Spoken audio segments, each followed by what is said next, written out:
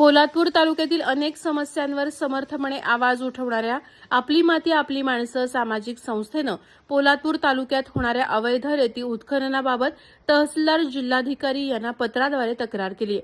नैसर्गिक हानी, नदीपात्राची वाढती खोली, पुलाशेजारी किंवा पुलाखाली काढलेल्या रेतीमुळे होणारे नुकसान अशा अनेक समस्या लक्षात घेत स्थानिकांच्या तक्रारीनुसार आपली माती आपली माणसं संघटनेनं प्रशासनाला देखील धारेवर धरलंय.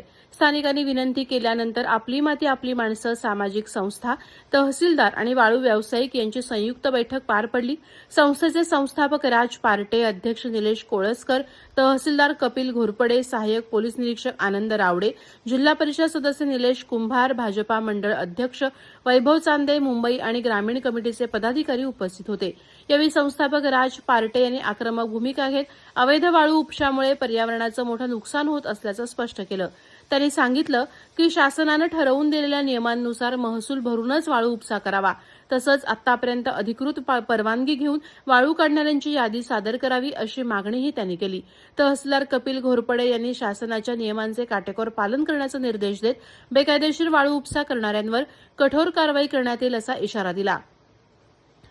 तसंच स्थानिक नागरिकांना घरकुलासाठी 5 ब्रास वाळू मोफत मिळणार असून ती स्वतःच्या खर्चानं काढण्यास परवानगी असेल असंही त्यांनी सांगितलं. यासाठी पंचायत समितीकडून घरकुल यादी घेऊन योग्य ठिकाणी निश्चित केले जाईल असंही त्यांनी स्पष्ट केलं. बैठकीत पुढे बोलताना राज पार्टे यांनी वाळू व्यावसायिकांकडून लेखी हमी घेण्यात येणार असून शासनमान्य पद्धतीनंच वाळू उपसा करण्याची अट मान्य केल्यास संघटनेचा कोणालाही विरोध राहणार नाही असं सांगितलं. तसंच तालुक्यातील नद्यांमध्ये झालेल्या नुकसानीचा सविस्तर अहवाल डोमेस्ट्री तयार करून शासनाकडे सादर करण्यासाठी एका स्वयंसेवी संस्थेला काम देण्यात येणार असल्याचंही त्यांनी जाहीर केलं. यासाठी तलाठी आणि पोलीस प्रशासनाचे सहकार्य अपेक्षित असल्याचं त्यांनी नमूद केलं. मुख्य संपादक संदीप जाबडेसह कोकण न्यूज मराठी, पोलादपूर, रायगड.